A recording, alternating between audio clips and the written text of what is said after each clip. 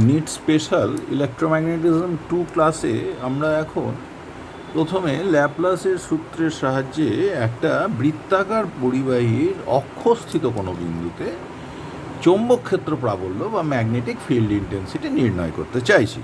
এখানে একটা বৃত্তাকার পরিবাহী দেখানো হয়েছে এক্স ওয়াই জেড এক্স। এটা একটা বৃত্তাকার পরিবাহী, তার ব্যাসার্ধ এ, তার অক্ষের উপরে ও হলো তার কেন্দ্রবিন্দু, তার অক্ষের উপরে কোনো একটা বিন্দু আছে, ধরো পি বিন্দু। এই পি বিন্দুতে আমরা চৌম্বক ক্ষেত্র প্রাবল্য নির্ণয় করতে চাইছি। এখন এখানে দুটো ডায়ামেট্রিক্যালি অপোজিট পোর্শনের উপরে একটা ক্ষুদ্র অংশ ডিএল নিয়েছি। এটা সিমেট্রির জন্য আমাদের প্রবলেমটা সলিউশনে সুবিধা হবে বলেই এইভাবে নেওয়া হলো। এখন দেখো এক্ষেত্রে ও পি ডিস্ট্যান্সটা যদি এক্স হয়, ও এক্স যদি তোমার এ হয়, তাহলে এক্স পি হলো √a² প্লাস এক্স স্কোয়ার। একইভাবে ওয়াই পিও হবে √x² plus a² plus x square, √a² plus x square. এবং এই অ্যাঙ্গেলগুলো আমি থিটা ধরে নিয়েছি। কোন অ্যাঙ্গেল? প্রথমত দেখো এক্স পি ও কোণ, এক্স পি ও কোণ সমান সমান ওয়াই পি ও কোণ by the symmetry of the problem. দুটো অ্যাঙ্গেলই সমান হবে, সুতরাং এটা হলো, এই অ্যাঙ্গেলটা হলো থিটা। এখন এই ক্ষুদ্র অংশ ডিএলের জন্য কতটা চৌম্বক ক্ষেত্র প্রাবল্য হবে পি বিন্দুতে সেটা দেখা যাক। আমরা জানি যে ল্যাপ্লাসের সূত্র অনুযায়ী চৌম্বক ক্ষেত্র প্রাবল্য IDL sine alpha by r²। এইখানে দেখো আলফা কিন্তু কোনটা হলো গিয়ে তোমার 90 ডিগ্রি কোণ দাঁড়িয়ে যাচ্ছে। এই যে এইখানে স্পর্শক যে টেনেছো আর বৃত্তের ব্যাসার্ধ, তাদের মধ্যে কোণটা কিন্তু 90 ডিগ্রি। তাহলে ইনস্ট্যান্ট এইখানে সাইন 90 ডিগ্রির মানটা কিন্তু আমরা 1 বসাতে পারি।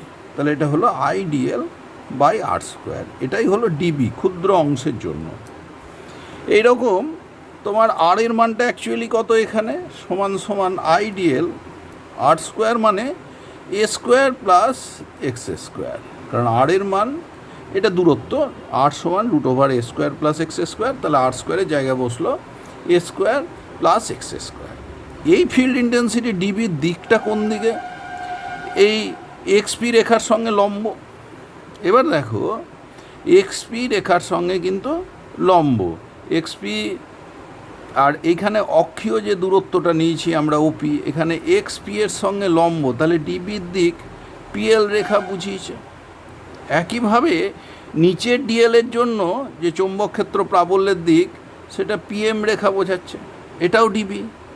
এবং এই ডিবিকে যদি আমরা দুটো কম্পোনেন্টে ভেঙে নিই, যেমন ধরো পিএন আর পিএস বরাবর, পিএন বরাবর এর কম্পোনেন্ট ডিবির ওপরে, ডিবিটার কম্পোনেন্ট ডিবি কস থিটা, তাহলে এইদিকে কতখানি হবে?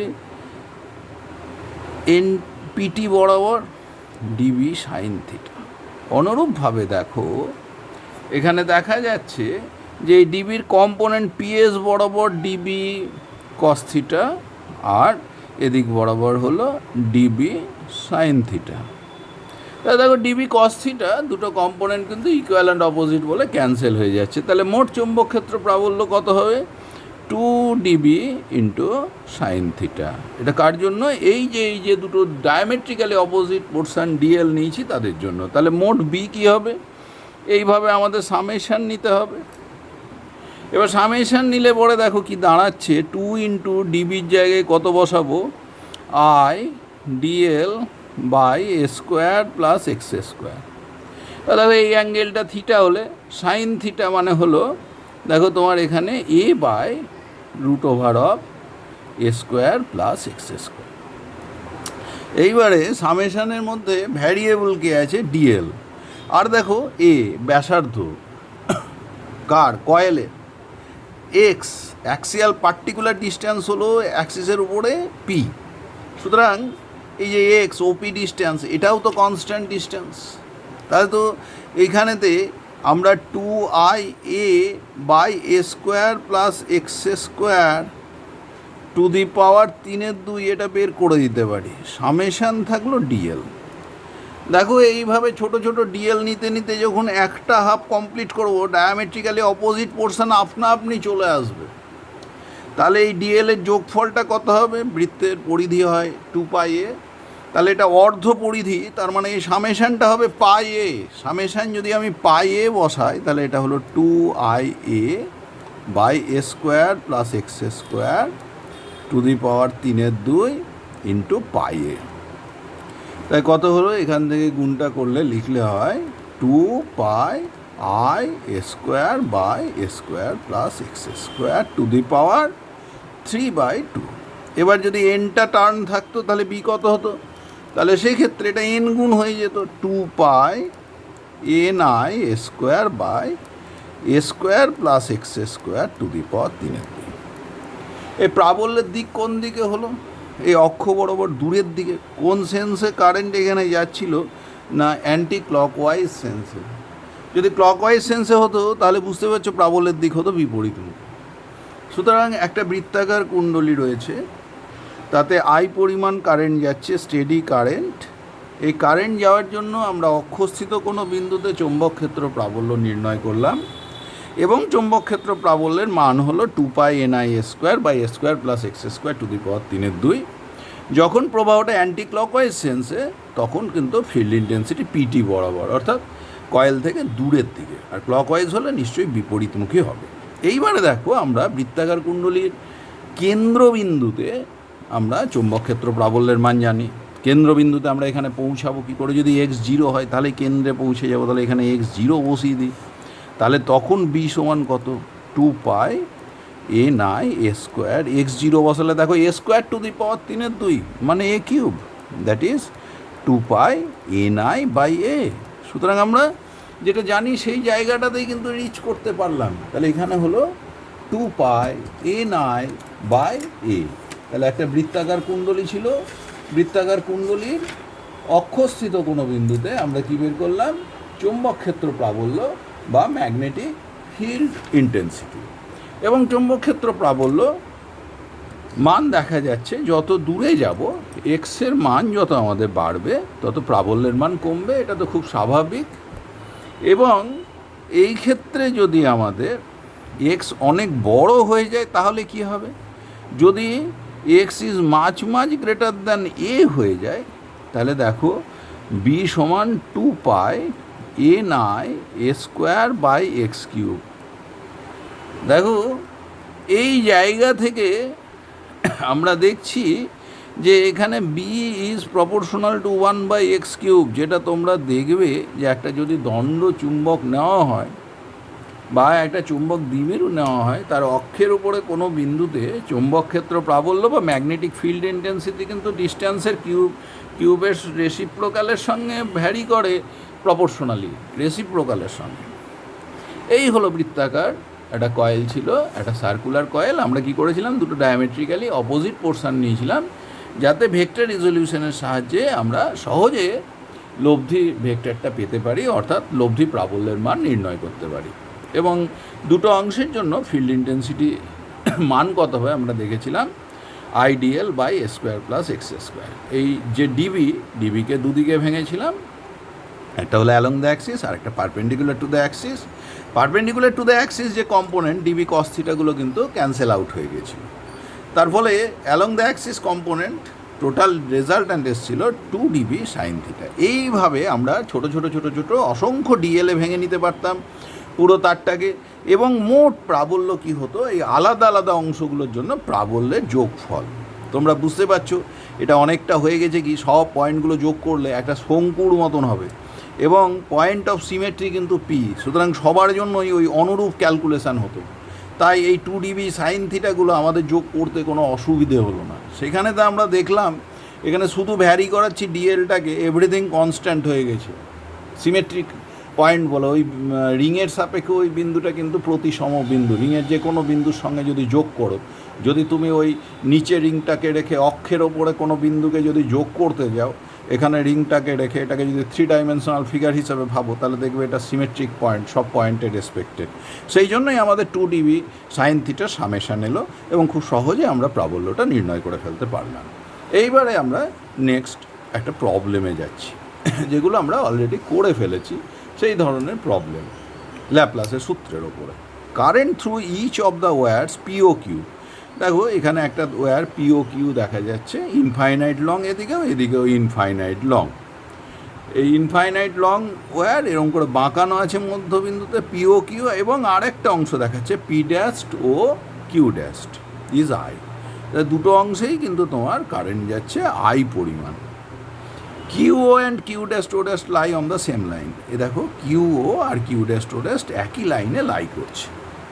Find the magnetic field intensity at A which is the mid point of Q Q dash. এই কিউ কিউ ড্যাস্টের মিড পয়েন্ট, যেটা কিনা আর দূরত্বে রয়েছে, এই বিন্দুতে ফিল্ড ইন্টেন্সিটি বের করতে হবে। দেখো এই তারটার ওপরে এই যে এই ও কিউ পোর্শনের জন্য এ বিন্দু কিন্তু অন দ্য লাইন, তাই এর জন্য যদি ফিল্ড ইন্টেন্সিটি ও কিউ এর জন্য যদি ফিল্ড ইন্টেন্সিটি তোমার due to O Q field intensity বি1 হয়, that is zero on the line. কারণ আলফা তোমরা জানো ফিল্ড ইন্টেন্সিটির মান প্রপোর্শনাল টু অ্যাঙ্গেল,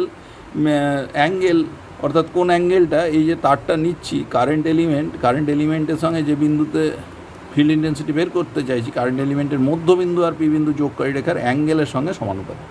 যদি পি বিন্দুটা অন দ্য লাইন হয়, অ্যাঙ্গেল যদি আলফা হয়, সাইন আলফার সঙ্গে সমানুপাতিক। এবার অন দ্য লাইন হলে alpha zero, sine alpha zero, সুতরাং সেক্ষেত্রে প্রাবল্যটা হবে জিরো। অনুরূপভাবে দেখো ওটা কিউ ড্যাস্ট ও ড্যাস্টেরও অন দ্য লাইন, তাহলে ও ড্যাস্ট কিউ ড্যাস্টের জন্য প্রাবল্য বি2 যদি ধরি, দ্যাট ইজ জিরো। এবার থাকলো কি পিও। দেখো ইনফাইনাইট লং ওয়্যারের একটা পোর্শন আছে, তো due to PO field intensity হবে কত? একটা অংশের জন্য দেখো আই ডিস্ট্যান্স হলো আর। কোন সেন্সে দেখো আইটা যাচ্ছে এইরকমভাবে দূরের দিকে, আই ক্রস আর, তার মানে ক্লকওয়াইজ আমার কর্কস্ক্রু ঘুরছে, তার মানে এ বিন্দুতে প্রাবল্যের দিক হবে তলের উপরে লম্ব কিন্তু ভিতরের দিকে, তার মানে ইনওয়ার্ড প্রাবল্যের দিক, ফিল্ড ইন্টেন্সিটি ক্রস করে ভেতরে ঢুকছে। একইভাবে দেখো পি ড্যাস্ট ওর জন্য এখনও বাকি আছে, পি ড্যাস্ট ওর জন্য এটা ইনফাইনাইট লং ওয়্যার, এর থেকে আর দূরত্বের বিন্দু একটা পোর্শন আছে, সুতরাং এর জন্য হলো আই বাই আর। আমরা আইকে অবশ্যই ইএমইউতে ধরে ক্যালকুলেশন করছি।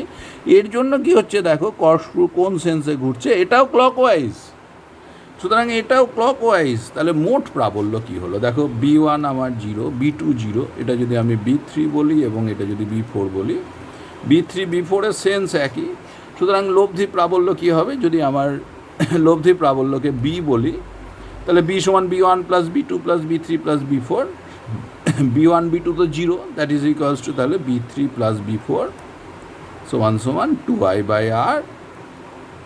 এটা তলের উপরে লম্ব ভেতরের দিকে। আর আমার যদি এসআই আমরা কারেন্টটাকে প্রকাশ করি, তাহলে বি সমান হতো μ0 বাই 4 ইন্টু 2i বাই আর। সুতরাং এখানে আমরা ল্যাপ্লাসের থিওরেমের একটা খুব সহজ সরল একটা ক্যালকুলেশন করে ফেললাম। নেক্সট পেজে আমরা যাওয়ার চেষ্টা করি।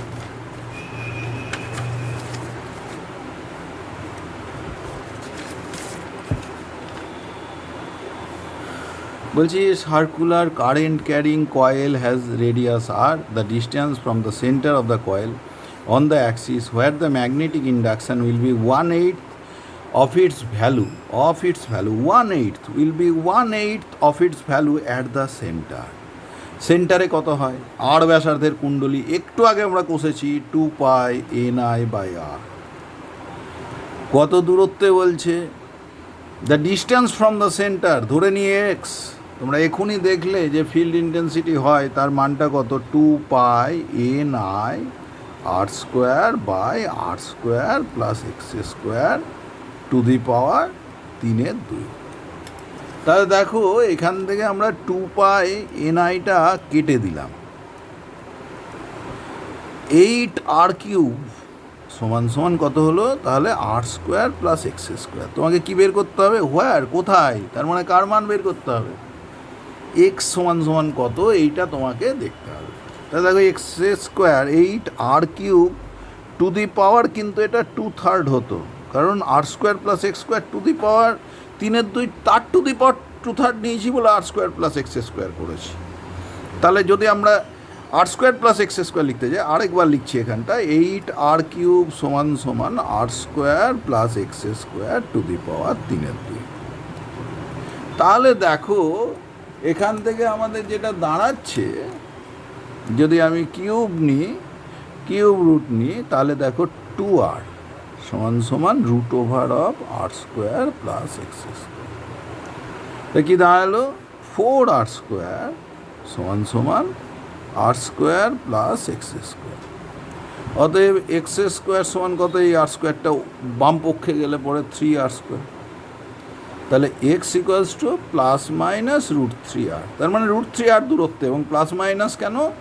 কয়েলের থেকে যেমন ডান দিকেও রুট 3r ডিস্টেন্সটা হবে, বাঁ দিকেও কিন্তু রুট 3r হবে, তাই প্লাস মাইনাস। কিন্তু আমাদের একটা আনসার চুজ করতে হবে, মাইনাস দেওয়া নেই, সুতরাং ডিস্টেন্স চেয়েছে, distance should be root 3r।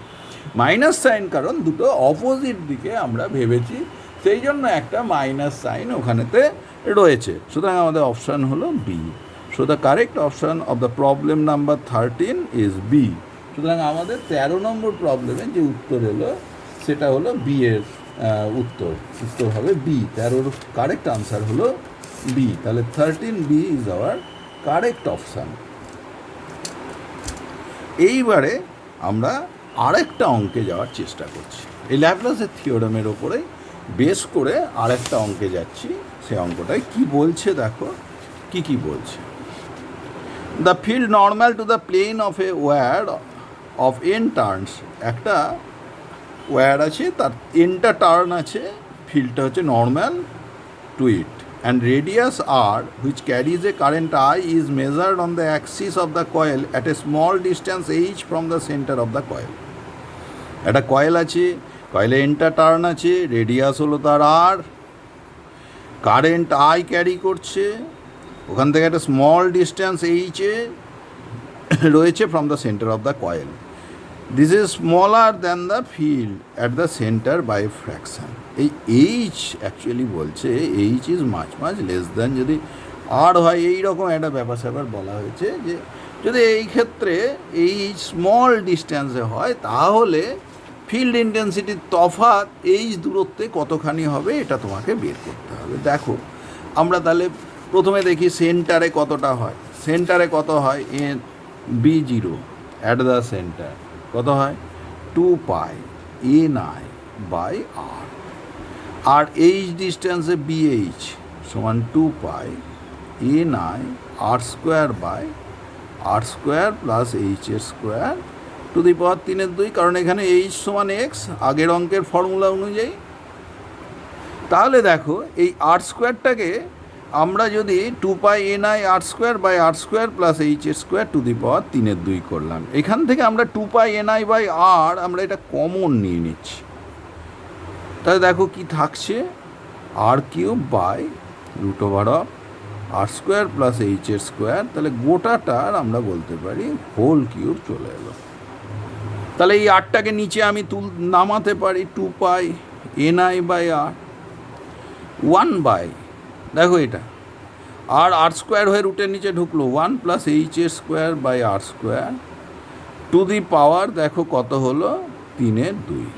এটা কিন্তু হলো, এটাকে যদি আমরা উপরে তুলি 2π ni/r ইন্টু 1 প্লাস এইচের square by r² to the power -3/2। এবার দেখো এইচ যদি মাছ লেস দেন আর হয়, তাহলে এইচের square by r² much less than 1।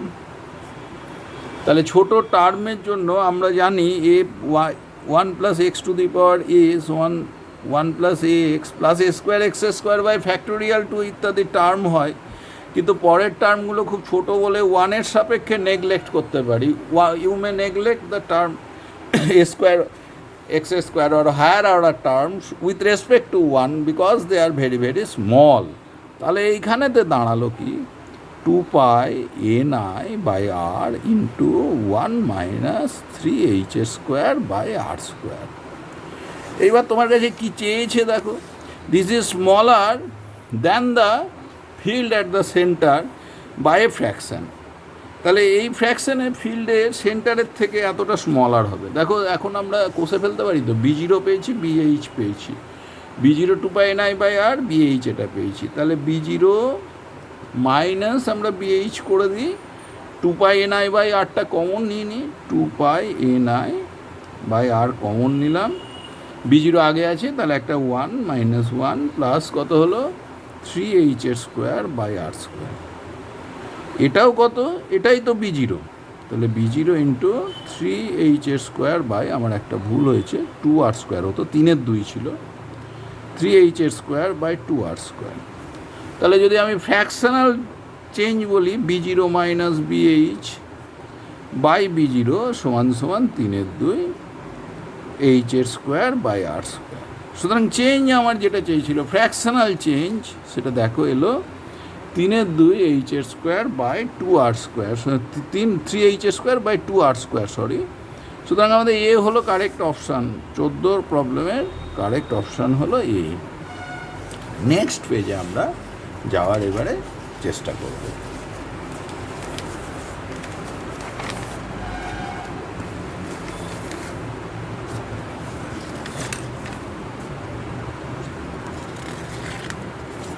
এখন আমরা এর আগে পর্যন্ত দেখেছি যে একটা পরিবাহী তারে কারেন্ট গেলে একটা চৌম্বক ক্ষেত্রের সৃষ্টি, এবং সেই চৌম্বক ক্ষেত্রে যদি তুমি একটা চুম্বককে রাখো, তার উপরে একটা বল কাজ করবে। চুম্বক ক্ষেত্রে যদি একটা বল কাজ করে, সেই চুম্বক পরিবাহী তারটাকেও তো একটা বল দেবে। তাহলে একটা তড়িৎবাহী তারকে ওই চুম্বকের চুম্বক ক্ষেত্রে যদি আমরা রাখি, তার উপর কতটা বল কাজ করবে, এটা এখন আমরা দেখার চেষ্টা করছি। দেখো, তারে আই কারেন্ট যাচ্ছে, তার লেন্থ ডিএল, তাহলে তারের জন্য পি বিন্দুতে চৌম্বক ক্ষেত্র প্রাবল্য কত হয় জানো তোমরা, যে ওখানে ডিএল ডিবি সমান I DL sine alpha by r²। প্রাবল্য মানে একক মেরুর উপরে বল, এবং আমরা সিজিএসে লিখছি। যদি এসআইএ লিখতাম তাহলে ডিবি কত হতো, μ0/4π ইন্টু কত I DL sine alpha by r²। এবারে তাহলে পুরো মেরুটার উপরে মোট কতটা বল কাজ করবে, এম মেরু শক্তি সম্পন্ন মেরু, তাহলে যদি ম্যাগনেটিক পোল স্ট্রেংথ এম হয়, so the force is MIdl sine alpha by r²। ওখানেও একইভাবে হবে। তাহলে দেখো এখানে m/r² মানে কি, এই এম মেরু শক্তি সম্পন্ন মেরু থেকে আর দূরত্বে magnetic field intensity, you may take it as B, so BI/dl sine alpha. কী নিচ্ছি আমরা, বি ইকুয়ালস টু m/r²।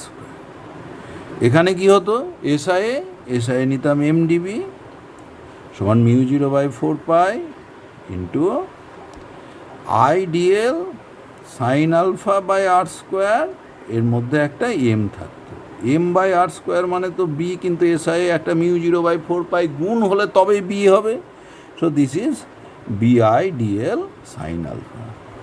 সুতরাং তারের উপরে যে ফোর্স কাজ করছে, that is BI/dl sine alpha. সে সিজিএসএই কষি আর এসআইএই কষি, অন্য ক্ষেত্রে কিন্তু ইকুয়েশনগুলো আলাদা হয়ে যাচ্ছিল।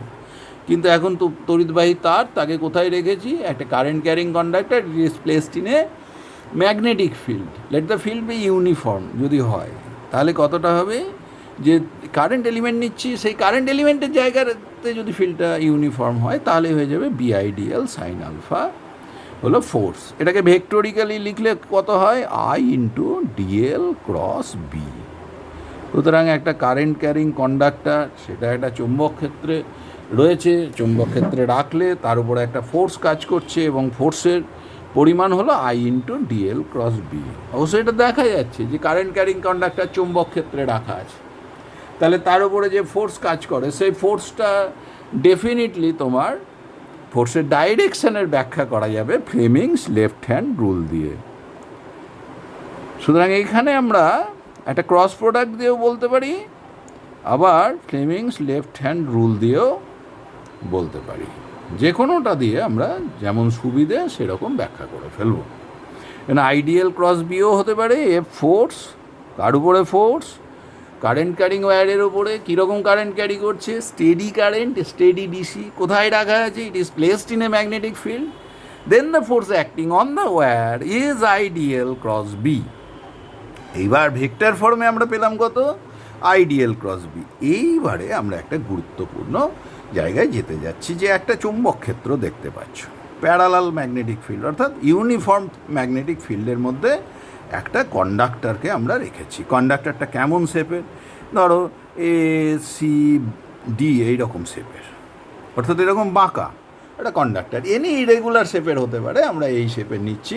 এখানে একটা ডিএল পরিমাণ তোমার কী নেওয়া হয়েছে, একটা কারেন্ট এলিমেন্ট, এই কন্ডাক্টরের মধ্যে দিয়ে আই পরিমাণ কারেন্ট যাচ্ছে। So the conductor is carrying a current I. এই কারেন্ট আই গেলে পরে এই ডিএলের ওপরে যে ফোর্স কাজ করবে, I DL cross B. I DL cross B একটু আগেই আমরা দেখলাম, কারেন্ট ক্যারিং কন্ডাক্টর ইউনিফর্ম ফিল্ডে আছে, ফোর্স হলো আই ডিএল ক্রস বি। তাহলে total force on the whole conductor কী করে আমরা পেতে পারি? ধরো আমরা বলেছি field B is uniform. Uniform মানে uniform in magnitude as well as in the direction with respect to magnitude and direction. So B is constant. আচ্ছা, এইখানে আগে লিখি ডিএফএম। ডিএফএমটা কী হলো? Integration I into DL cross B, এর integration দাঁড়ালো।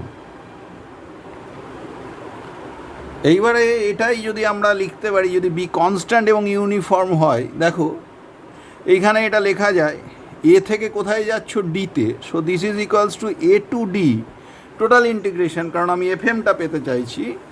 এ টু ডি কী হলো? আই ডিএল, এটা করে ফেললাম আই ডিএলটা, ক্রস বি, কারণ বি তো কনস্ট্যান্ট, ইউনিফর্ম, তাকে বাইরে নিয়ে নিলাম। এবার দেখো আইও বেরিয়ে এলো। তাহলে ইন্টিগ্রেশনের মধ্যে কি থাকলো? A to D DL cross B. তাই এ টু ডি ডিএল, ডিএলগুলো যোগ করতে করতে এ থেকে ডি পর্যন্ত যাওয়া মানে এই এডি ডিস্টেন্সটা পেয়ে যাওয়া। ডিএল এর ইন্টিগ্রেশন এ থেকে ডি এর মধ্যে যে linear distance, so this is I into AD cross B. তাই দেখো একটা খুব কিন্তু গুরুত্বপূর্ণ সিদ্ধান্তে আমরা চলে আসতে পারি। ইরেগুলার শেপ, এনি শেপের একটা ওয়্যার আছে একটা ইউনিফর্ম ফিল্ডে, A B C D E F ইত্যাদি একটা ইরেগুলার শেপের। তাহলে তার জন্য ফিল্ড ইন্টেন্সিটি কী হবে? ফিল্ড ইন্টেন্সিটি যদি বি হয়, তার উপরে ফোর্স বের করতে গেলে কী হবে? আই ইন্টু কত?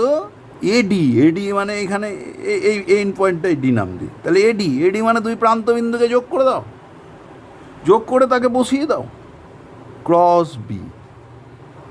সুতরাং যে কোনো শেপের যদি তার দেয়, তার জন্য ল্যাপ্লাসের সূত্র অ্যাপ্লাই করে ফিল্ড ইন্টেন্সিটি কিন্তু আমরা খুব সহজে পেয়ে যাব। এইবারে ধরো ইউনিফর্ম ফিল্ড, তাতে একটা ক্লোজ শেপের ওয়্যার আছে। তাই তুমি কী করবে? ধরো তুমি একটা ছোট্ট অংশ যদি নিতে, দিয়ে তারপরে আইডিএল ক্রস বি করলে, ধরো তোমার এ থেকে শুরু হয়েছে, শেষ হয়েছিল ডিতে, তাহলে আমার কি হতো? আমার এইটুকুটা শেপ নিয়েছিলাম, তাহলে I into AD cross B, এটা তো হতো। এইবারে যেতে যেতে যেতে যেতে পুরো ক্লোজ লুপ যদি হয়ে যায়, এ আর ডি কি দুটো প্রান্ত বিন্দুর মধ্যে দূরত্ব, এবার যদি পুরো ক্লোজড হয়ে যায়, তাহলে এডি ইকুয়ালস টু কত? 0। তাহলে ফোর্স কত? 0। তাহলে একটা closed loop, what ever might be it's size, যদি এটাকে একটা ইউনিফর্ম ফিল্ডে রাখি, ইউনিফর্ম ম্যাগনেটিক ফিল্ডে রাখি, the force on the loop is 0। ওর আকার যাই হোক না কেন, যেমন খুশি এবড়ো খেবড়ো, কোথায় রেখেছি? কিন্তু ইউনিফর্ম ম্যাগনেটিক ফিল্ডে। ইউনিফর্ম ফিল্ডে যদি আমরা রাখি, তাহলে force on the close loop in the uniform magnetic field should B 0। এর মজা আছে, তোমার বলে দিল একটা ক্লোজ লুপ আছে, বললো নিচের অংশের জন্য ফোর্স এ প্লাস এফ, তাহলে উপরের অংশে কত? তুমি তো জানো টোটাল লুপের জন্য 0, নিচের একটা পোর্শনের জন্য যদি প্লাস এফ হয়, তাহলে উপরের আর একটা পোর্শনের জন্য মাইনাস এফ হবে, কারণ if you add plus F and minus F then you will get 0। So the force is actually 0 on the closed loop. খুব ইম্পর্ট্যান্ট জায়গায় আমরা আসতে পারলাম। এইবার আমরা বললাম আই ডিএল ক্রস বি, এই যে ডাইরেকশান, এই ডাইরেকশানটা ফ্লেমিংয়ের লেফট হ্যান্ড রুল দিয়ে পাওয়া যাবে। দেখো আইডিএল ক্রস বি, এখানে ডিএল আর বি যেদিকে আছে তার সঙ্গে লম্ব দিকে হবে ফোর্সের দিক, ঠিক কি না? দেখো আমরা তাই বলছি বাঁ হাতে 3টে আঙুলকে নিয়েছি, মধ্যমা তর্জনী এবং বৃদ্ধাঙ্গুলিকে নিয়েছি। মধ্যমা তড়িৎ প্রবাহের দিক দিচ্ছে, মধ্যমা সে দিচ্ছে তড়িৎ প্রবাহের দিক, তর্জনী চৌম্বক ক্ষেত্রের দিক, তাহলে বৃদ্ধাঙ্গুলি পরিবাহীর গতির অভিমুখ নির্দেশ করবে। দেখো এখানে মধ্যমা বা সেন্ট্রাল ফিঙ্গার, ফোর ফিঙ্গার আর থাম। সেন্ট্রাল ফিঙ্গার কাকে দিয়েছিল? আইকে।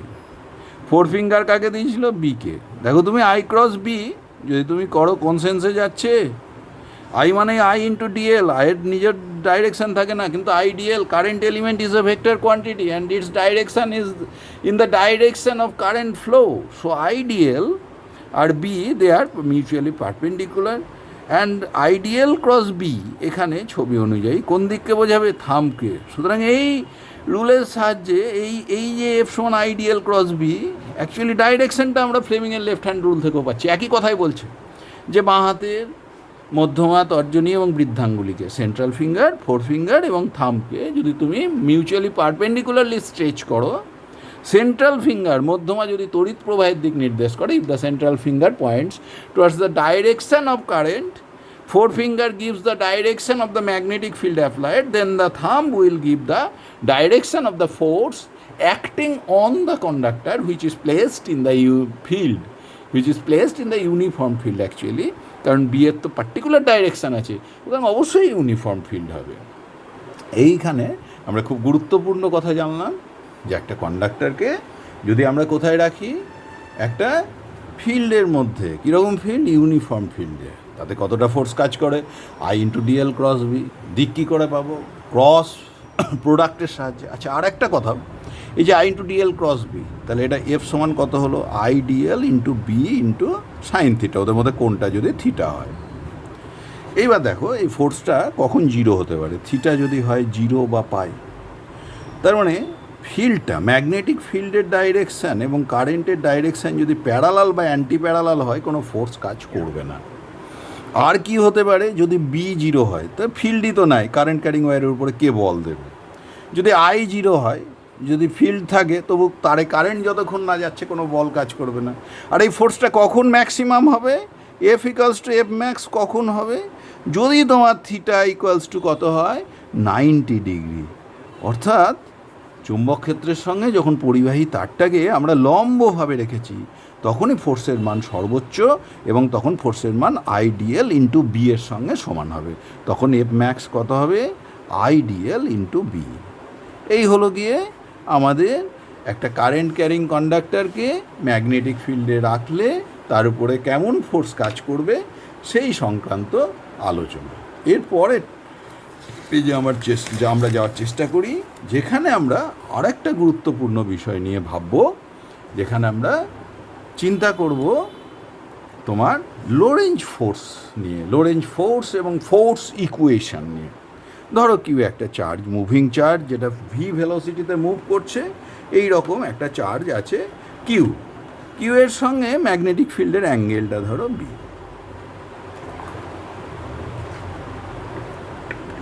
তাহলে কিউ চার্জের ওপরে কি হচ্ছে, কতটা ফোর্স কাজ করছে, এটা আমরা দেখতে চাইছি।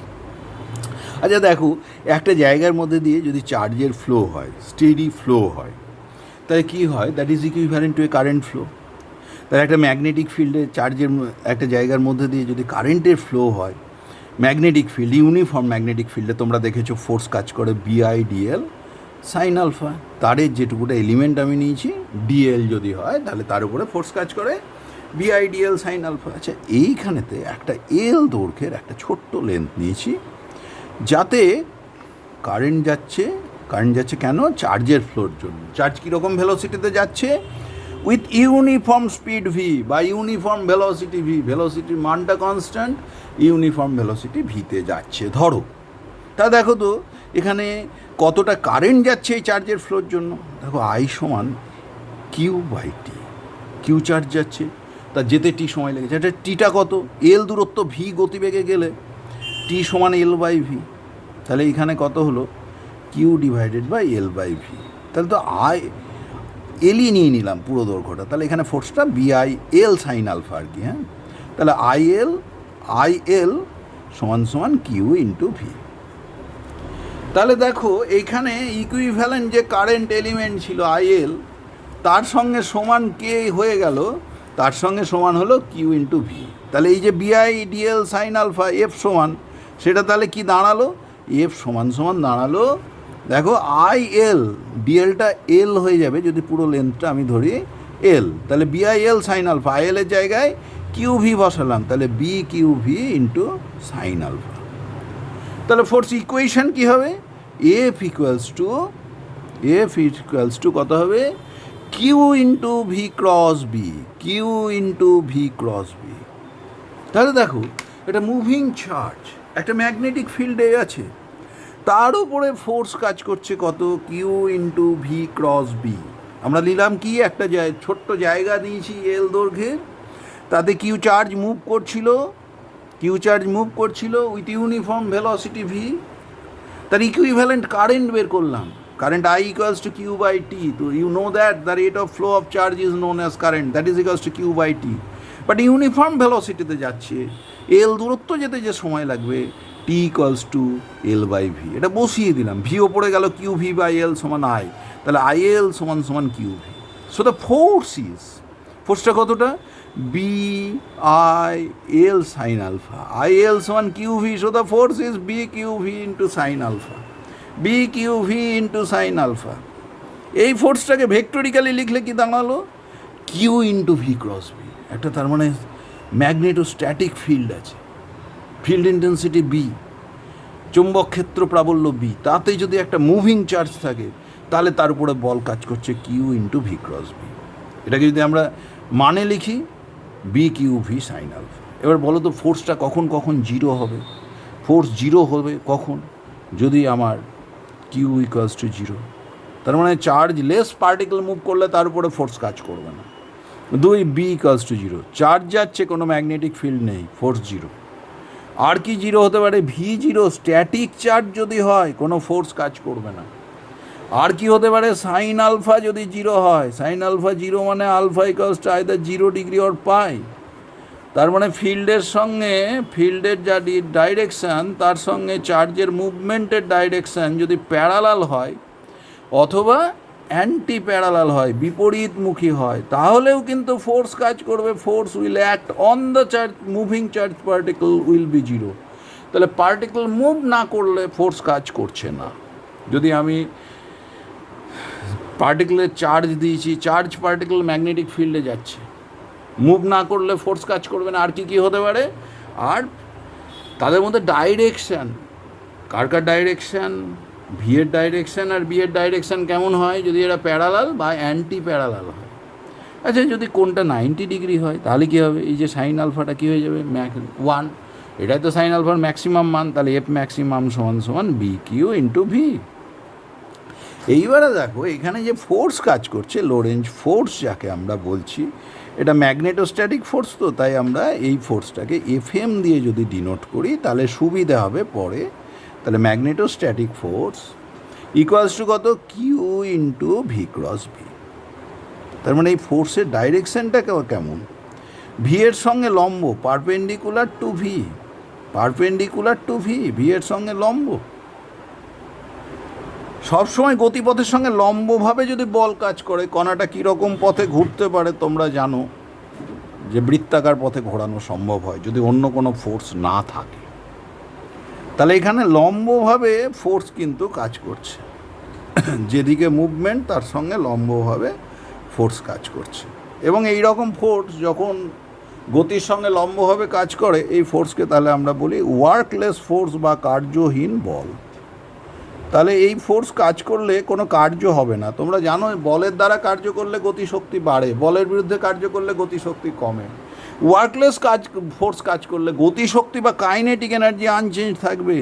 তাহলে কাইনেটিক এনার্জি আনচেঞ্জ থাকবে, যতক্ষণ পার্টিকেলটা মুভ করছে তার kinetic energy will remain the same. এবার যদি কাইনেটিক এনার্জি যদি সেম থাকে, তাহলে তার স্পিড ভি হবে সেম, ভেলোসিটি বলা যাবে না, ভি হবে সেম, স্পিডটা সেম, কারণ ভি স্কোয়ার আছে কাইনেটিক এনার্জির টার্মে।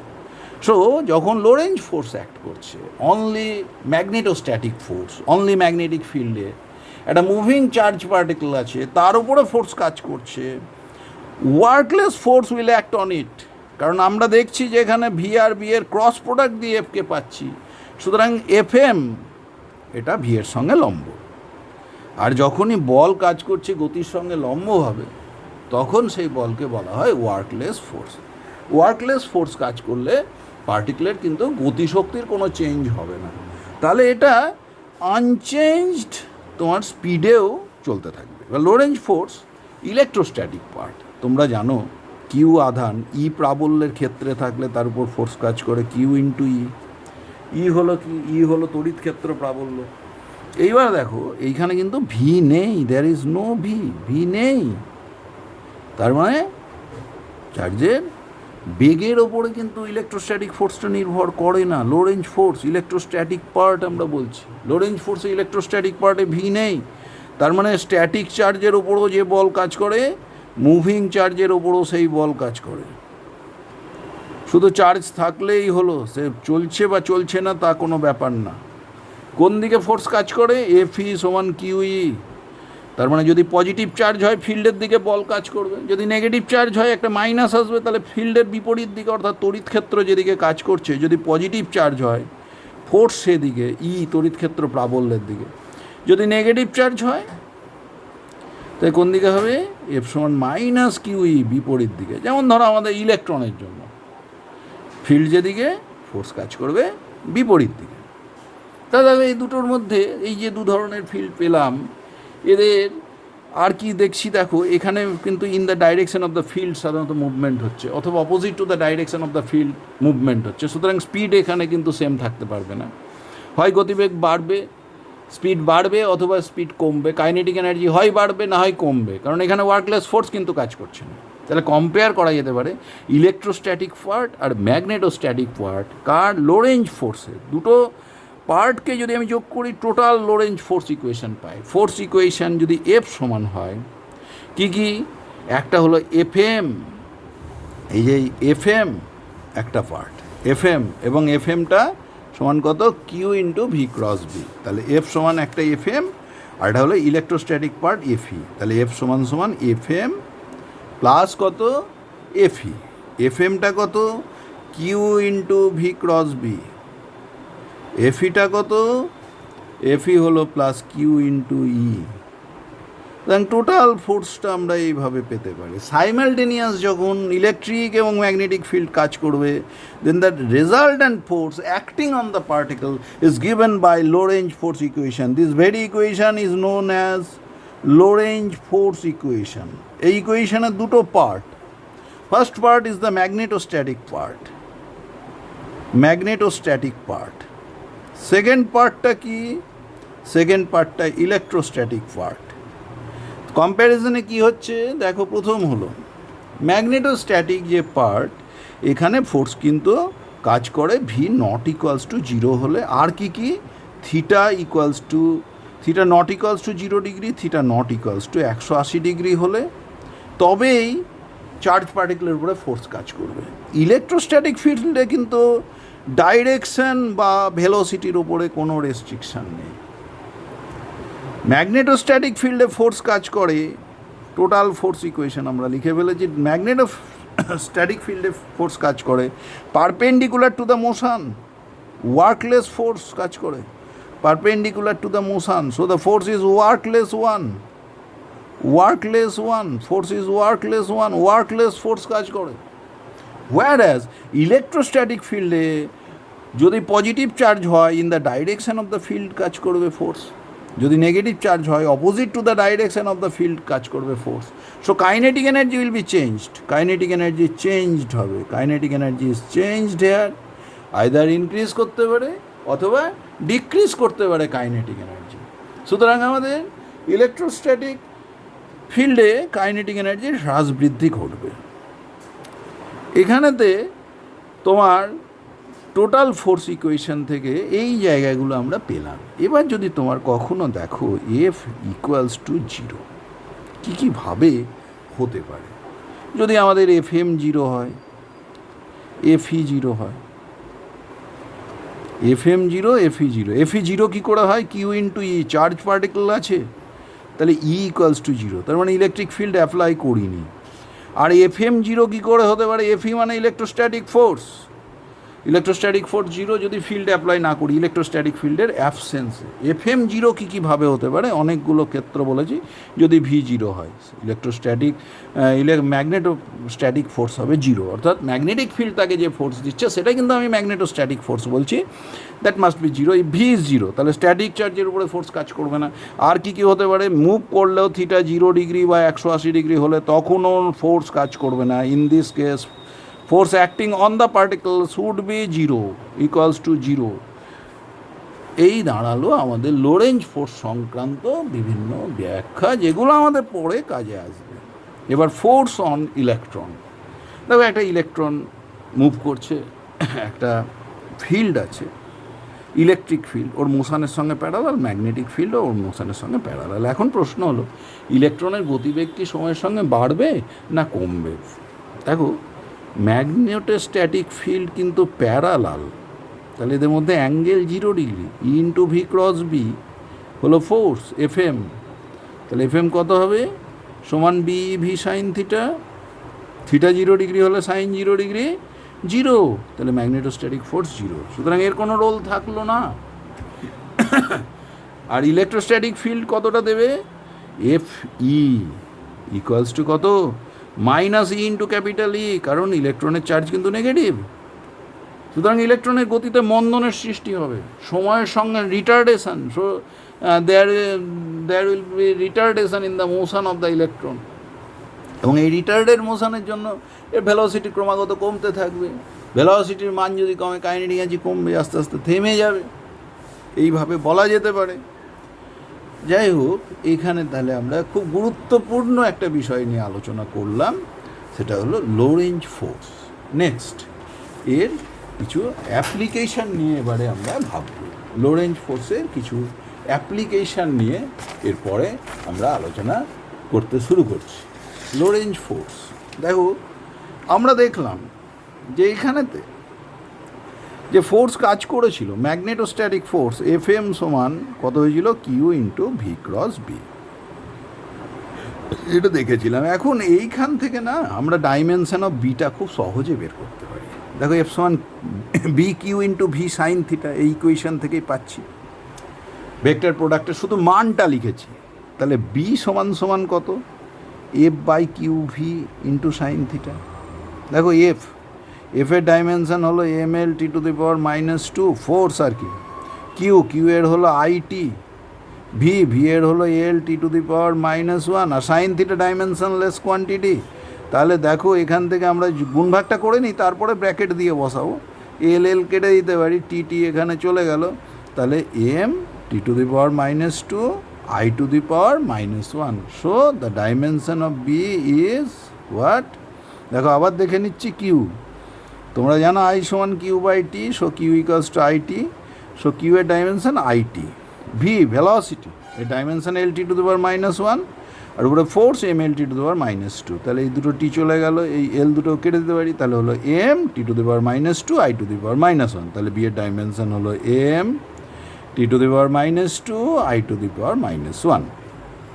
এইবারে দেখো লোরেঞ্জ ফোর্সের ক্ষেত্রে ম্যাগনেটোস্ট্যাটিক ফোর্স কাজ করেছে Q into V cross B, এবং সবসময় গতিপথের সঙ্গে লম্বভাবে ফোর্স কাজ করেছে। তাহলে আমি একটা ম্যাগনেটিক ফিল্ড অ্যাপ্লাই করে গতিপথের সঙ্গে যদি সব সময় আমার লম্বভাবে ফোর্স কাজ করে, অলওয়েজ, পথটা কি বৃত্তাকার হবে না? যখন যে পথে রয়েছে, যেখানে রয়েছে, সব সময় যদি লম্বভাবে বল কাজ করে, ধরো এখানে রয়েছে ভেলোসিটির দিকে ফোর্সের দিকে, তাহলে ইউনিফর্ম সার্কুলার মোশন দেবে। ইউনিফর্ম সার্কুলার মোশন মানে সার্কুলার মোশন এক্সিকিউট করবে with uniform speed, uniform circular motion দেবে। তাহলে এখানে বেশ সুবিধে। তাহলে এখানে তো পার্টিকেলটাকে, একটা চার্জ পার্টিকেলটাকে যে কোনো রকমের বৃত্তাকার পথে আমি বাঁকিয়ে নিতে পারবো, এবং তাকে নিয়ে অনেক ধরনের কাজ করা যেতে পারে। তাহলে এখানে কতটা স্পিডে আছে পার্টিকেলটা, ধরো পার্টিকেলটা ভি গতিতে আছে। এবার পার্টিকেলটাকে একটা বলি যে সবসময় লম্বভাবে আমি ম্যাগনেটিক ফিল্ড দেব, যে তলে ঘোরাতে চাইছি। ধরো আমি এক্স ওয়াই প্লেনে পার্টিকেলটাকে ঘোরাচ্ছি, তাহলে ম্যাগনেটিক ফিল্ড হবে along Z axis. X Y প্লেনে যদি অ্যান্টি ক্লকওয়াইজ সেন্সে ঘোরায় তাহলে ম্যাগনেটিক ফিল্ড হবে পজিটিভ জেড অ্যাক্সিস। যদি ক্লকওয়াইজ সেন্সে ঘোরাতে চাই ম্যাগনেটিক ফিল্ড অ্যাপ্লাই করবো অ্যালং নেগেটিভ জেড অ্যাক্সিস। যদি তুমি ওয়াই জেড প্লেনে ঘোরাতে চাও তাহলে দেখো তোমাকে কে থাকলো না এক্স, তাহলে এক্স ডাইরেকশনে ম্যাগনেটিক ফিল্ড দেবো।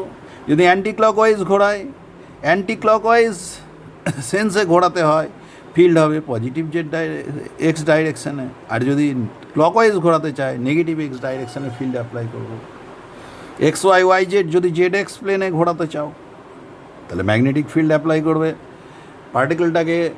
পার্টিকেলের গতি তো সবসময় এখানে লম্বভাবে প্রবেশ করেছে ম্যাগনেটিক ফিল্ডের সামনে, সুতরাং আমি জেড এক্স ওয়াই ডাইরেকশানে ফিল্ডটাকে দিলাম, জেড এক্স প্লেনে পার্টিকেলটাকে ছেড়ে দিলাম।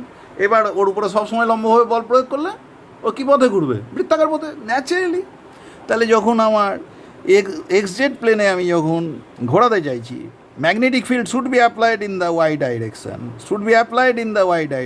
যদি অ্যান্টি ক্লকওয়াইজ সেন্সে ঘোরায় in the positive Y direction, যদি ক্লকওয়াইজ সেন্সে ঘোরাতে চাই in the negative Y direction, এইভাবে অ্যাপ্লাই করতে হবে। এইবার পার্টিকেলটা তাহলে যখন ঘোরার জন্য এখানে বুঝতেই পারছো এই ম্যাগনেটোস্ট্যাটিক ফোর্সই ওকে প্রয়োজনীয় সেন্ট্রিপেটাল ফোর্স বা অভিকেন্দ্র বল দেবে। সুতরাং ওর ঘোরার জন্য ফোর্স ইকুয়েশন কী হবে দেখো, এ ঘুরছে কীভাবে লম্ব তলে, কিন্তু তাহলে থিটাটা কি, থিটা কোণটা আমাদের কত হয়ে যাবে? যদি লম্ব তলে ঘোরে ম্যাগনেটিক ফিল্ড দেখো এই দিকে পেনের দিক বরাবর তলের ওপরে লম্ব, সো থিটা ইজ 90 ডিগ্রি। তাহলে এফএম কত? এফএম সমান দেখো কত হচ্ছে, B Q into V sine theta sine 90 degree. এই বি কিউ ভি ওকে করছে কি, ও ভি স্পিডে ঘুরছে, চার্জ পার্টিকেল কিউ চার্জ, ওকে ঘোরার প্রয়োজনীয় অভিকেন্দ্র বল দিচ্ছে, তার মান কত, M V square by R. তাহলে দেখো আর সমান কত দাঁড়ালো, M V by B Q. তাহলে ভি সমান কত, B Q R by M, এটাও বলা যায়। যাই হোক, আর সমান M V by B Q. এইখান থেকে ছোট্ট কতকগুলো কথা বলে দিই। এম ভি হলো মোমেন্টাম, তাহলে momentum P by B Q. এই লাইনটা ধরেই বিভিন্ন ধরনের প্রশ্ন পড়ে। তাহলে radius of the orbit, M V by B Q, M V মানে হলো momentum of the particle, P equals to M V, তাহলে পি বসিয়ে দিলাম। এইবার দেখো মোমেন্টাম আর কাইনেটিক এনার্জির মধ্যে সম্পর্ক জানো, ই সমান কত হয়, পি স্কোয়ার বাই 2m। তাহলে পি সমান কত, √2mE। তাহলে এর সঙ্গে আমি লিখে দিচ্ছি, পি এর জায়গায় √2mE by B Q, 2mE by B Q. এইবার দেখো এখানে আরও কথা লেখা যায়, পার্টিকেলটা চার্জ পার্টিকেল, কিউ চার্জ, তাকে ভি পোটেন্সিয়ালে অ্যাক্সিলারেট করেছি, তার কাইনেটিক এনার্জি ই সমান কিউ ভি। এটা কিন্তু kinetic energy, this E stands for kinetic energy, Q V. তাহলে এখানে আমি এটা বসিয়ে দিতে পারি, আর সমান তাহলে কত হলো, √2m Q V divided by, Q capital V, কিন্তু ভি হলো পোটেন্সিয়াল, ভি পোটেন্সিয়ালে অ্যাক্সিলারেট করেছি, ভি হলো পোটেন্সিয়াল, বাই ডিভাইডেড বাই হলো বি ইন্টু কিউ।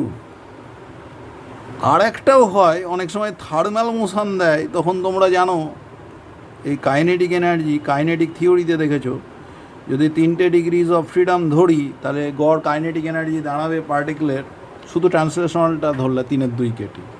এটা এর জায়গায় অনেক সময় 3/2 কেটি দিয়েও দেয়, অনেক সময় টেম্পারেচার দিয়ে দেয় সাবস্ট্যান্সের, তখন আমরা এই অ্যাপ্রোচটা নেব। তাহলে আমাদের মনে রাখতে হবে কি আর এর কি মান আমরা পেলাম। আর এর মান 1 নম্বর, আর পেলাম প্রথমত যেটা মনে রাখবো যে এম ভি বাই বিই, বৃত্তাকার পথের ব্যাসার্ধ। কীরকম বৃত্তাকার পথে ঘুরেছে, লম্ব চৌম্বক ক্ষেত্রের প্রভাবে ট্রান্সভার্স ম্যাগনেটিক ফিল্ডে বৃত্তাকার পথে ঘুরেছে। কে ঘুরেছে, চার্জ পার্টিকেল। কোন ফোর্সের জন্য ঘুরেছে, লোরেঞ্জ ফোর্সের ম্যাগনেটোস্ট্যাটিক পার্টের জন্য। ফোর্স হলো লোরেঞ্জ ফোর্স ম্যাগনেটোস্ট্যাটিক পার্টের জন্য, ম্যাগনেটোস্ট্যাটিক ফোর্স। ফোর্সটা কেমন ফোর্স ছিল, ওয়ার্কলেস ফোর্স, ওয়ার্কলেস ফোর্স, তার মানে ঘোরার সময় পার্টিকেলের যে কাইনেটিক এনার্জি আনচেঞ্জড থেকেছে সব সময়। যাই হোক, আর এর মান হলো এমভি বাই বি। আর কি বললাম, আর সমান এমভি মানে পি, পি মানে momentum, linear momentum by B. আর কি বললাম, পি সমান √2mE বসাতে পারো বাই বি। ই কিন্তু হলো kinetic energy, stands for kinetic energy. আবার কাইনেটিক এনার্জি ই সমান সমান বলেছি বিই না, এটা আমরা কিউ দিয়ে পড়েছি, তাহলে এমভি বাই বি কিউ হওয়া উচিত, এমভি বাই বি কিউ হওয়া উচিত। ই সমান সমান কত হওয়া উচিত, কিউ ইন্টু ভি। কিউটা কি, চার্জ, পার্টিকেলের চার্জ, যে পার্টিকেলটার মোশন নিয়ে আমরা আলোচনা করছি। ভি কি, ভোল্টেজ ডিফারেন্স, অ্যাক্সিলারেটিং ভোল্টেজ, যে ভোল্টেজের রেসপেক্টে ওকে কি করেছি, যে ভোল্টেজটা অ্যাপ্লাই করে ওকে অ্যাক্সিলারেট করেছি, ত্বরান্বিত করেছি, তাহলে অ্যাক্সিলারেটিং ভোল্টেজ, অ্যাক্সিলারেটিং ভোল্টেজ। পার্টিকেলটাকে বললো 200 ভোল্ট বিভবের মধ্যে নিয়ে যাওয়া হলো, তখন ওই ভি হলো 200 ভোল্ট। এইবারে তাহলে এটা যদি আমরা বসিয়ে দিই, তাহলে আরেকটা ফর্ম আমাদের মনে থেকে যাবে, √2m into Q V divided by B Q. B নয়, ই সমানই আর কি কিউ আর কি। অনেক সময় আমরা ই দিয়ে প্রকাশ করি, কিন্তু সেম ডিডাকশানে একই কিউ রাখাই আমাদের উচিত। সেই জন্য ই লেখাতে ওখানে একটা ভুল হচ্ছিল, সেখানে কিউ দিয়ে রিপ্লেস করে দিলাম। তাহলে আর এর এই মানগুলো মনে রাখবো, আর সমান MV by B Q, next P by B Q, next √2mE by B Q, next √2m Q capital V by B Q. একদম গড়গড় করে মনে রাখতে হবে, কারণ এখান থেকে প্রচুর কোশ্চেন পড়ে। আর একটা বলেছি, এর জায়গায় 3/2 কেটি বসিয়ে দিতে পারি। আরেকটা মনে রেখে দেবো, যদি কখনও কাজে লাগে 3/2 কেটি বসিয়ে দেবো। কে বোলজম্যান কনস্ট্যান্ট, টি হলো temperature, absolute temperature of the molecule. তাহলে সেই মলিকুলটাকে যদি আমরা ওই রকম ইকুইলিব্রিয়াম থেকে তুলে ঘোরাতে চাই, তাহলে তার ক্ষেত্রে কিন্তু হবে 3/2 কেটি। এইবার আমরা এই জায়গাটায় আসার চেষ্টা করি, কাইনেটিক এনার্জি কতখানি হবে। দেখো, আমরা দেখলাম আর সমান সমান এমভি বাই কত দাঁড়ালো, বি কিউ। এমভি মানে √2mE বাই বি কিউ। তাহলে ই সমান সমান কত হবে, দেখো স্কোয়ার করে দিচ্ছি গোটাটার, B square Q square R square by 2m, B square Q square R square by 2m। তাহলে দেখো kinetic energy E proportional to Q square, E proportional to B square, E proportional to r square and E is proportional to 1/m। এইবার দেখো time period, ঘোরার জন্য সময়কাল, টি। টি সমান কি, আর ব্যাসার্ধের পথে ঘুরছে ভি স্পিডে, তাহলে time should be taken 2πr/v। So the time period of motion is 2πr/v। 2πr/v time period of motion. এইখানে দেখো আমরা এই যে এক্সপ্রেশনটা কষেছিলাম, এইখান থেকে r/vটা আমরা এখান থেকে বের করে নিতে পারি। দেখো আর এর নিচে যদি ভিকে আনো, m/bq থাকছে, তাহলে this is 2πm/bq time period.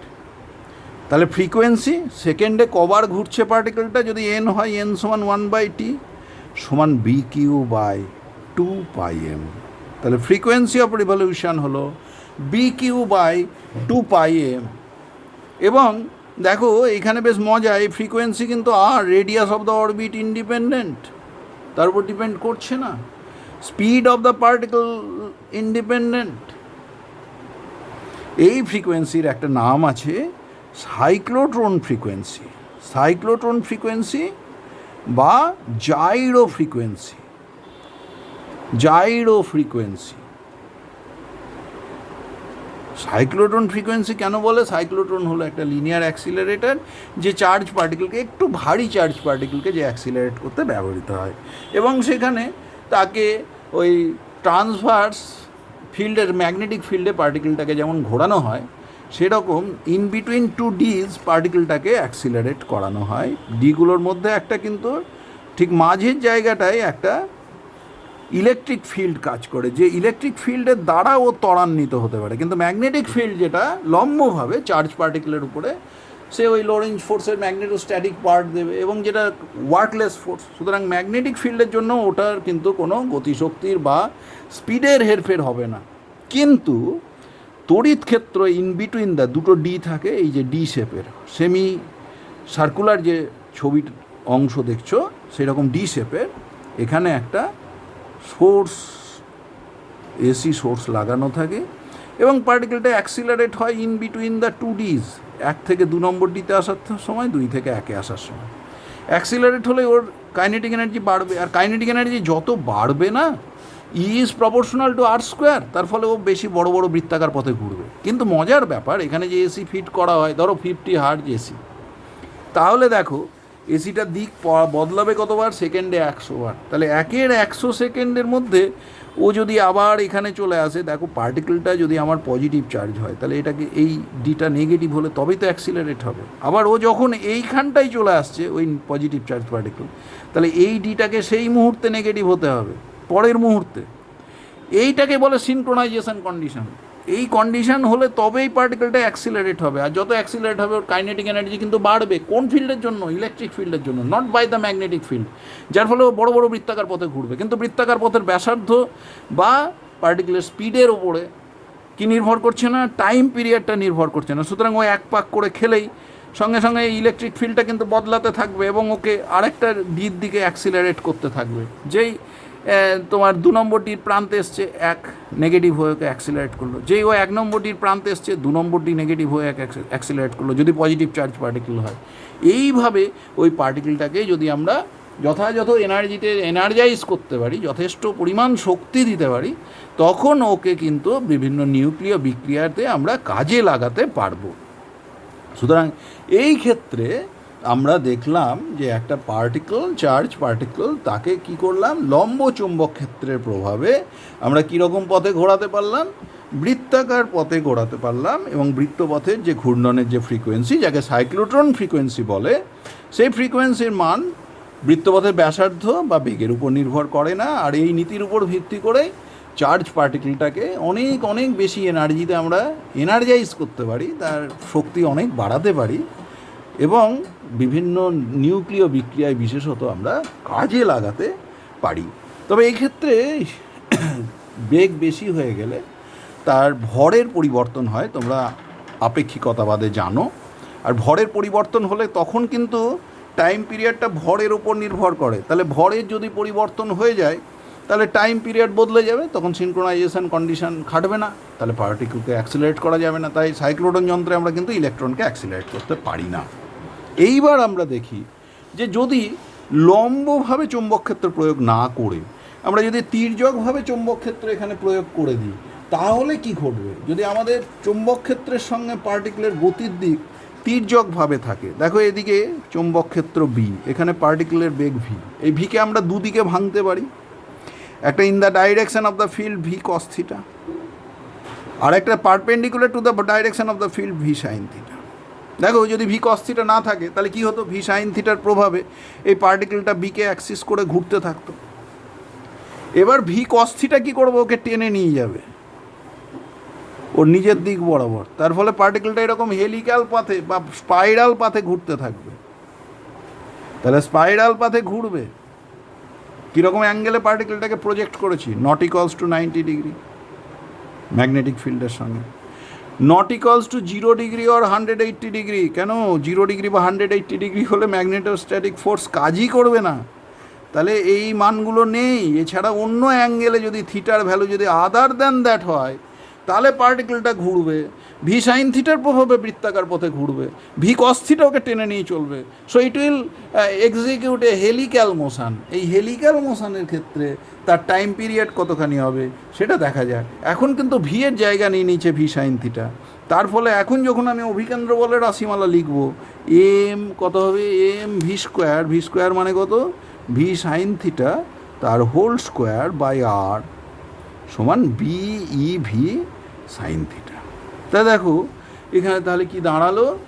দাঁড়ালো গিয়ে তোমার আর সমান, দেখো একটা ভি সাইন থিটা কেটে যাবে, তাহলে আরেকটা হলো M V sine theta by B V না করে বি কিউ ভি লেখা উচিত ছিল বাই বি কিউ। তাহলে আর এর মান হলো M V sine theta by B Q. এবার তোমার পর্যায়কাল কেমন হবে? পর্যায়কাল টি সমান কত? আর ব্যাসার্ধের পথে ঘোরাচ্ছি, কিন্তু গতিবেগ এখন লম্ব গতিবেগের প্রভাবে তো সে ঘুরছে বৃত্তাকার পথে, তারপরে হেলিক্যাল পরের কথা। আগে বৃত্তে ঘুরছে, বৃত্তে ঘুরতে ঘুরতে এগিয়ে যাচ্ছে। এটা যদি জেড অ্যাক্সিস বলি, জেড অ্যাক্সিসকে অ্যাক্সিস করে ও এক্স ওয়াই প্লেনে ঘোরার কথা, পরবর্তীতেও ওর ঘূর্ণনটা এক্স ওয়াই প্লেনেই হওয়ার কথা ছিল, কিন্তু এই ভি কস থিটার প্রভাবে সে আস্তে আস্তে জেড অ্যাক্সিস বরাবর এগোতে থাকছে ওই বৃত্তাকার পথে ঘুরতে ঘুরতে। তাই পাতটা হয়ে গেছে হেলিক্যাল, সর্পিলাকার। 2πr/, এখন বেগ কিন্তু লম্ব উপাংশের বেগ কত, ভি সাইন থিটা। দেখো তো এই লাইন থেকে, দেখো তো এই লাইন থেকে কি পেলে, r/v সাইন থিটা বসালে m/bq, তাহলে দিস ইজ 2πm/bq। দেখো তাহলে এই লম্ব চুম্বক ক্ষেত্রেও কিন্তু টি এর মান আমাদের এটাই এসছিল, এই দেখো টি সমান 2πm/bq। এখনও তাহলে আগের ক্ষেত্রেও এসছিল টি সমান 2πm/bq, এখনও কিন্তু টি এলো 2πm/bq। সুতরাং লম্ব বা তির্যক চুম্বক ক্ষেত্রে time period of rotation same, time period same, helical path দিলেও টাইম পিরিয়ড সেম। এইবারে আমরা এই হেলিক্যাল পাথের যে পিচ, অর্থাৎ এক পাক পার্টিকেলটা খেতে খেতে সে এইভাবে তো ঘুরছে, সে এক পাক এখান থেকে ধরো শুরু করলো, এইখান থেকে আবার এইখানে যেতে যেতে সে কতটুকু এগিয়ে যাচ্ছে, এক পাক একটা বৃত্তাকার পথ যেতে সে কতখানি এগোচ্ছে, এটা আমরা পেতে চাইছি, যাকে বলে পিচ। দেখো তার মানটা কত হতে পারে, এক্স ধরে নিচ্ছি, সমান কত, এদিকে বেগের উপাংশ ভি কস থিটা, এক পাক খাওয়ার সময় কত, টাইম পিরিয়ড ইন্টু টি, তাহলে ভি কস থিটা ইন্টু টি।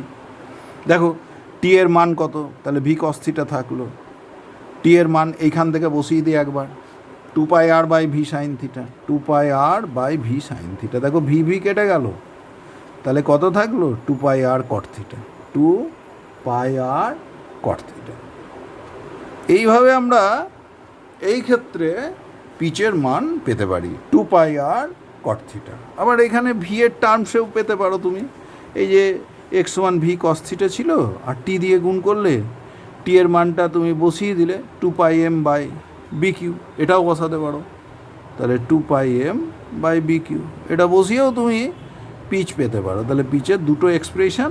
তোমার পিচের মূল কথা হলো কি, পার্টিকেলটা এক বৃত্তাকার একটা পাক খেতে অ্যালং দ্য ফিল্ড ডাইরেকশান কতটা এগিয়ে গিয়েছে, কার জন্য এগিয়েছে, ওই যে ভেলোসিটি কম্পোনেন্ট ভি কস থিটার জন্য। তাহলে কতটা যাবে, ভি কস থিটা তো চেঞ্জ হচ্ছে না, ভি কস থিটা তো ইউনিফর্ম স্পিডকেই বোঝাচ্ছে, তাহলে যত দূর যাবে X equals to V cos theta into T, এবং সেটা মনে রাখবে 2πr কট থিটা, অন্য ফর্মে দিলে টি এর মানটা তোমরা জানো যে 2πm/bq বসিয়ে তোমরা অ্যাপ্রোচ করবে।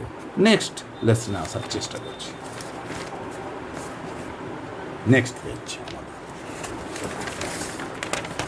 নেক্সট পেজ কী হচ্ছে দেখো, এখন আমরা যা করলাম তার অ্যাপ্লিকেশান করব কিছু কিছু। Two particles X and Y having equal charges, তাহলে দুজনের চার্জ সমান, এক্স এবং ওয়াইয়ের চার্জটা ইকুয়াল চার্জেস, আর being accelerated through the same potential, পোটেন্সিয়ালও সমান, পোটেন্সিয়ালে যেতে হবে, enter a region of uniform magnetic field and describe circular path of radius r1 and r2, the ratio of মাসেস।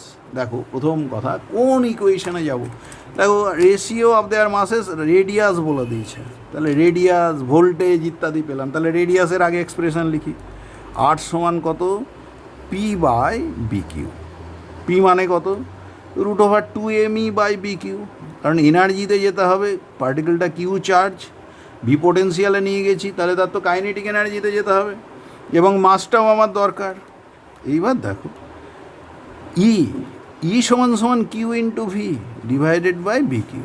এবার দেখো এখানে কিন্তু বলে দিয়েছে দুটোরই চার্জ কেমন, ইকুয়াল, সুতরাং আমাকে কিউ নিয়ে মাথামাতি করতেই হবে না। ভি কী বলেছে, ভি কে বলে দিয়েছে, পোটেন্সিয়াল কী বলেছে, পোটেন্সিয়াল ডিফারেন্স সেম, সো ভিও ইকুয়াল, তাহলে কিউও এক ভিও এক, অফ ইউনিফর্ম ম্যাগনেটিক ফিল্ড বিও এক, তাহলে আর ইজ প্রপোর্শনাল টু কত হলো, √m, তাহলে r1² বাই r2²।